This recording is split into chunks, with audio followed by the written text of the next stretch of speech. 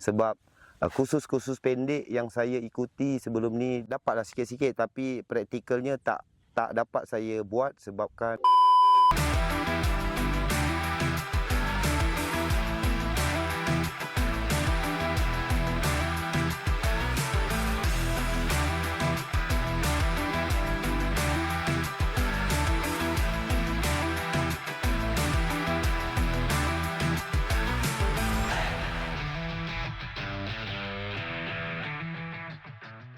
saya Muhammad Nasir bin Ismail, berusia 49 tahun.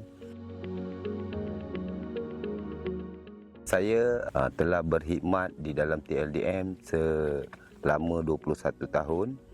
Unit-unit yang pernah saya duduki semua kapal jenis frigate, dan unit terakhir saya KD Jebat.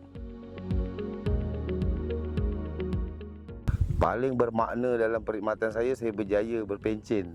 Sebab kawan-kawan saya ramai yang tak dapat berpencen. Bukan tak dapat berpencen, tak mampu untuk berpencen. Dan masa tu cabaran ni ialah saya kepakaran teknikal yang mana ditempatkan di kapal-kapal frigate untuk menjaga sistem persenjataan kita lah.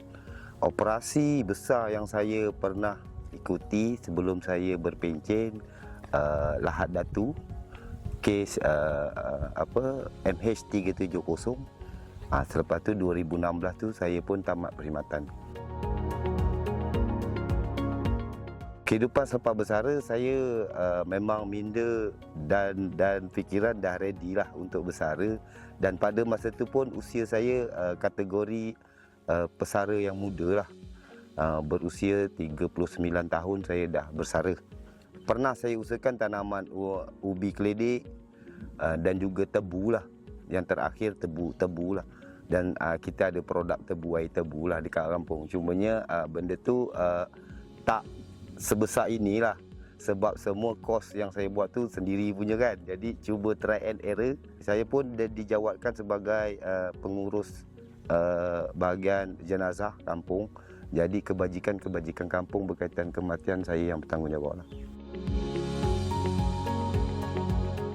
Selepas saya bersara macam saya cerita tadi, saya bertani. Selain daripada menanam tebu tadi, saya pun ada menguruskan keluarga punya pusaka lah, 10 ekar tanah Felda lah, dan usaha sendiri lah, buat tanaman sendiri dan keluar pengurusannya sendiri. Jadi dekat situ saya masih kurang ilmu pertanian, sebab kursus-kursus pendek yang saya ikuti sebelum ni di jabatan-jabatan pertanian tawarkan, dapatlah sikit-sikit, tapi praktikalnya tak dapat saya buat sebabkan kosnya dia besar. Dengan menyertai Jana Veteran ni, kita dah tak perlu risau berkaitan dengan pasaran tu, sebab pasaran ni sangat besar. Kepada pengikut media sosial Bosted Plantation Berhad, jangan lupa like, follow dan share.